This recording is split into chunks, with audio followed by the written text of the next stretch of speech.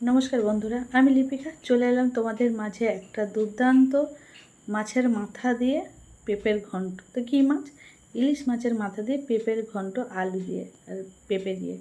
तो चलो बंधुरा रेसिपिटा आज के तुम्हारे साथे शेयर करा जाक। तो देखो माछेर माथाटा कत बड़ एक निয়েছি और दुटो काँकड़ा। एटा काँकड़ार लंका मोला करब जेहेतु दुटो बेशी नेই तार जन्य झाल करलाम ना ताई मोलाई करब। और एदिके माछेर माथाटा देखे नाओ चोखटा किरकम মানে মাছটা যেন মনে হচ্ছে আমার দিকেই তাকিয়ে আছে। তো মাছটাকে দেখো ভাজতে বসিয়ে দিলাম আর কিছু মাছ ছিল সেইগুলোকেও দিলাম। এবার কাঁকড়াগুলোকে দিয়ে সব একসঙ্গে ভেজে নিচ্ছিলাম। যেহেতু একটাই মাছ আর মাছের মানে মাথাটা একটুখানি তার জন্য সব কিছু দিয়ে একসঙ্গে ভেজে আমি তুলে নিচ্ছিলাম।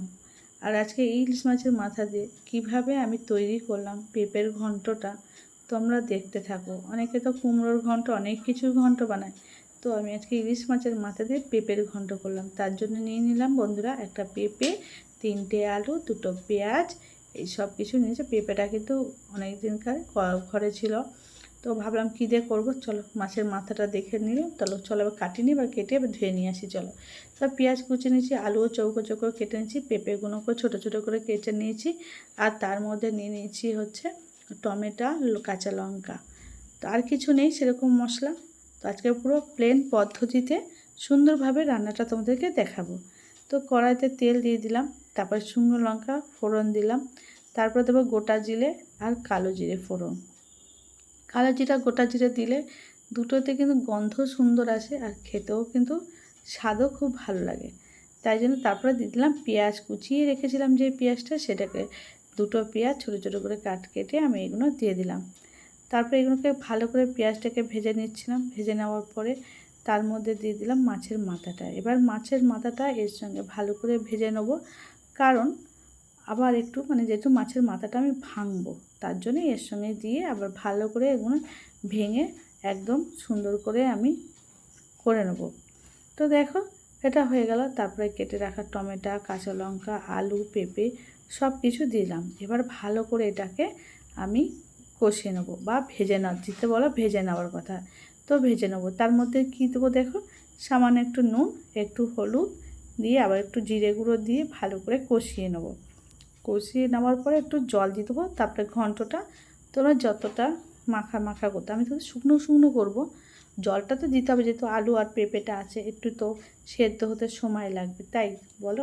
আর যদি রান্নার ভিডিওটা তোমাদের ভালো লাগে অবশ্যই লাইক কমেন্ট শেয়ার করে পাশে থেকো। আর অবশ্যই বন্ধুরা নতুন বন্ধুরা হলে অবশ্যই সাবস্ক্রাইব করে পাশে থেকো। তো ভালো করে কষানো হয়ে গেলে এবার এর মধ্যে আমি জল দিয়ে দেবো। এবার কষানোটা আমার হয়ে গেছে, আমি অনেকটাই জল দিলাম, যেহেতু পেঁপেটা সেদ্ধ হবে, পেঁপেটা সেদ্ধ হতে সময় লাগবে, তাই জন্যে জল দিয়ে আমি এটাকে চাপা দিয়ে দেবো। তো তো অবশ্যই চাপা দিয়ে দেবে, তাহলে তাড়াতাড়ি হয়ে যাবে।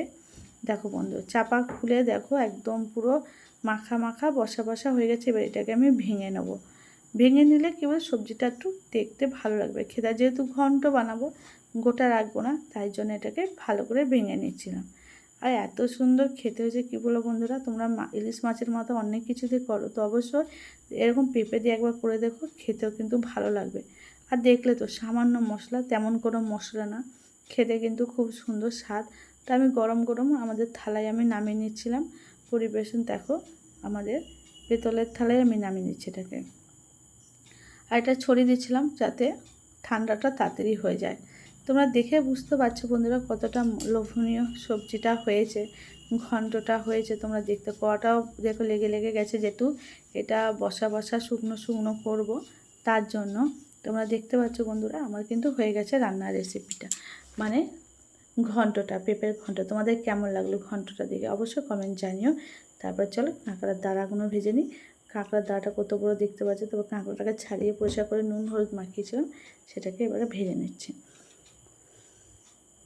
যেহেতু ভাজা ছিল লঙ্কা মূলা করবো, তাই জন্য এটাকে আবার একটু তেলে ভেজে নিয়ে এবার কী করবো, শুকনো লঙ্কা ভেজে এবার এগুলোকে নামিয়ে দেবো। দেখো হয়ে গেছে, আমি ভেজে এগুলো বালতির উপরে রেখেছি, কারণ তুলতে অসুবিধা হচ্ছিলো তার জন্য।